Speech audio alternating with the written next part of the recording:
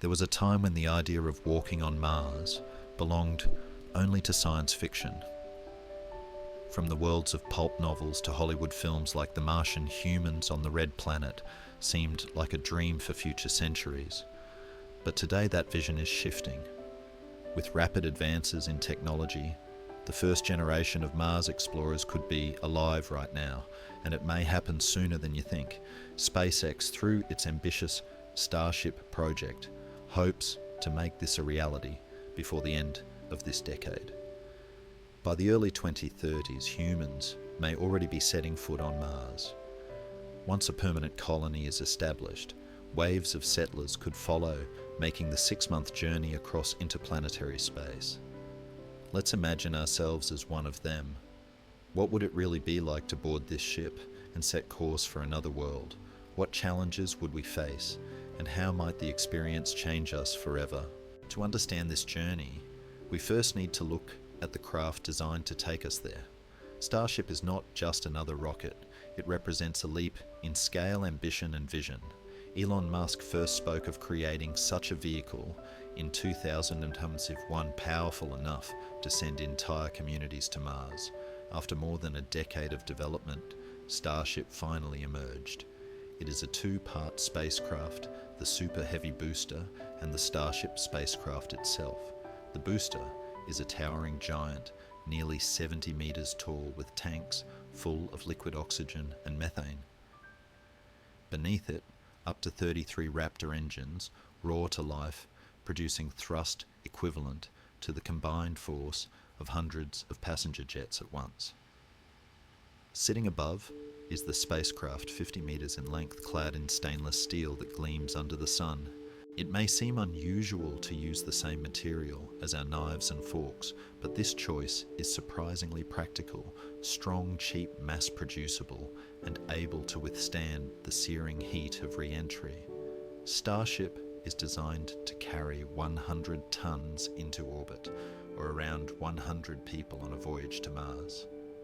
Musk envisions entire fleets of these ships ferrying equipment, materials, and eventually families to build a permanent human presence.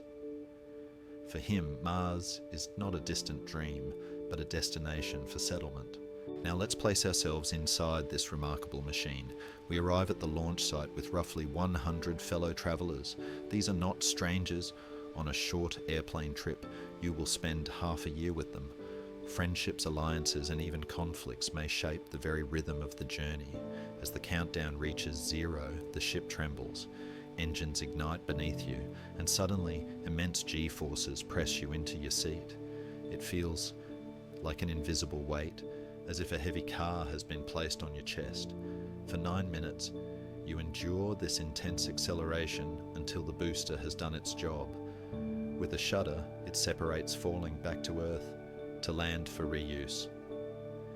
Meanwhile, Starship continues upward, switching to its vacuum-optimized engines that are more efficient in the void of space.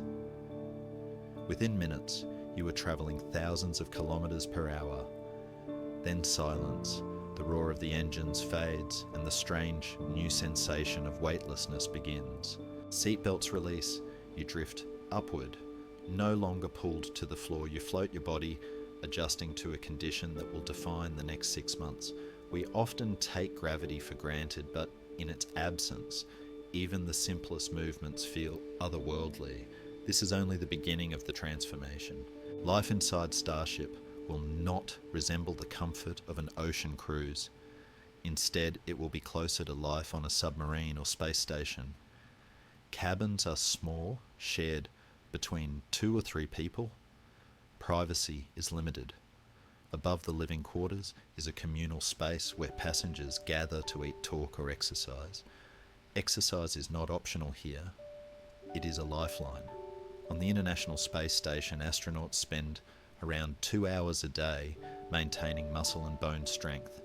Without it, your body would weaken to the point where standing on Earth's surface again would become nearly impossible. On this journey, the same rule applies. Food too will be simple and functional. Forget fresh fruit or a hot meal straight from the oven. Instead, meals will consist of vacuum-sealed, long-lasting packages rehydrated with recycled water. And yes, that recycling system is thorough.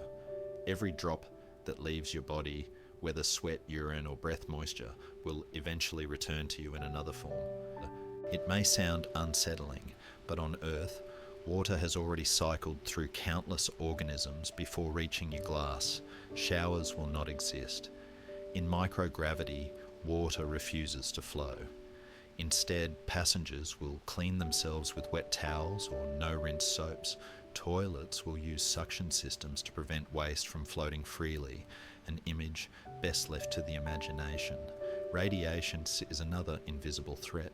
Beyond Earth's magnetic shield, passengers are exposed to dangerous solar storms. Starship will likely include shielded compartments, small shelters lined with protective material where you may have to retreat during a solar flare. Days might pass in these cramped spaces until the storm subsides. Despite these hardships, there is time for companionship, reflection, and perhaps awe.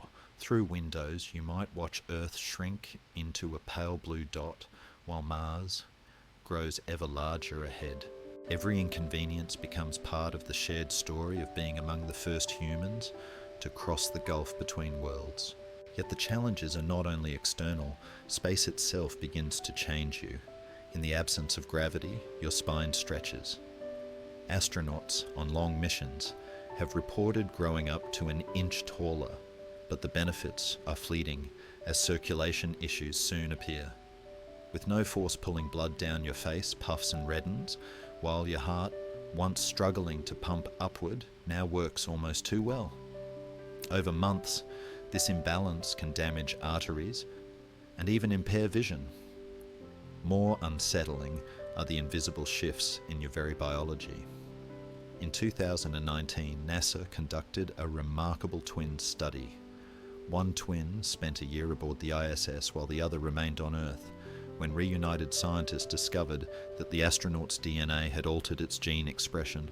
Telomeres, the protective caps on chromosomes, shortened, the immune system weakened, bone formation was disrupted. Most of these changes reversed after 6 months back on Earth, but nearly 10% did not. This means that prolonged space travel does not just challenge us physically, it can fundamentally alter who we are at a genetic level. If you chose to travel to Mars, you might not return as the same biological person who left. In many ways, the journey reshapes you as much as the destination. After 6 long months, Mars finally looms large in the viewport. To land, Starship performs a dramatic maneuver. The spacecraft turns sideways, using its large flaps to slow down, shedding nearly all of its kinetic energy. In a fiery descent through the thin Martian atmosphere, at the last moment engines fire, rotating the ship upright for landing. Once on the surface, the ship can refuel using resources from Mars itself, oxygen and methane extracted from the planet's atmosphere, and subsurface ice. This ensures the vessel is not stranded but ready for future voyages. For you, however, the journey has left a mark. All great voyages change those who undertake them, but few as deeply as this. You have crossed interplanetary space, lived half a year in microgravity, and stepped onto a world that no human before you has called home. The person who left Earth will never truly return. Perhaps that is the essence of exploration. We leave as one version of ourselves and arrive as another. The dream of reaching Mars is no longer confined to fiction. With Starship, the possibility is within reach. Yet, as we have seen, the journey is far more than a technological feat. It is a profound human trial, one that reshapes both body and spirit. Would you take that step?